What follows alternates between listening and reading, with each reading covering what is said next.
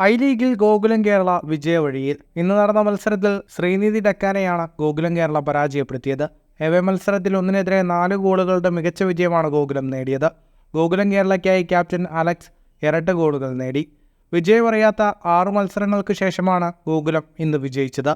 മത്സരത്തിന്റെ ആദ്യ പകുതിയിൽ തന്നെ ഗോകുലം 3 ഗോളുകൾക്ക് മുന്നിലെത്തി. 9-ാം മിനിറ്റിൽ സ്പാനിഷ് താരം നിലി പെഡ്രോമയാണ് ഗോകുലത്തിന്റെ ആദ്യ ഗോൾ നേടിയത്. 39-ാം മിനിറ്റിൽ നായകനായ അലക്സ് ഗോകുലത്തിന്റെ ലീഡ് ഇരട്ടിയാക്കി. ആദ്യ പകുതി അവസാനിക്കും മുമ്പ് മലയാളി താരം ശ്രീകുട്ടൻ കൂടെ ഗോൾ നേടിയതോടെ ഗോകുലത്തിന്റെ ലീഡ് 3-ആയി. രണ്ടാം പകുതിയിൽ 52-ാം മിനിറ്റിൽ അലക്സ് ഒരിക്കൽ കൂടി ലക്ഷ്യം കണ്ട് ഗോകുലത്തിന്റെ വിജയം ഉറപ്പിച്ചു. ഐ ലീഗിൽ അലക്സിന്റെ 12-ാം ഗോളായിരുന്നു ഇത്. അലക്സാണ് ഐ ലീഗിൽ ഗോൾ വേട്ടക്കാരിൽ ഒന്നാമൻ. 74-ാം മിനിറ്റിൽ ഒരു പെനാൽറ്റിയിലൂടെ ശ്രീനിധി ഡക്കാൻ മത്സരത്തിലെ ആശ്വാസ ഗോൾ കണ്ടെത്തി. ഈ വിജയത്തോടെ ഐ ലീഗിൽ 11 കളികളിൽ നിന്ന് 17 പോയിന്റുമായി ഗോകുലം കേരള 5-ാം സ്ഥാനത്തെത്തി. 20 പോയിന്റുള്ള ശ്രീനിധി 3-ാം സ്ഥാനത്താണ്. കൂടുതൽ ഫുട്ബോൾ വാർത്തകൾക്കായി ഈ ചാനൽ ഇപ്പോൾ തന്നെ സബ്സ്ക്രൈബ് ചെയ്യുക.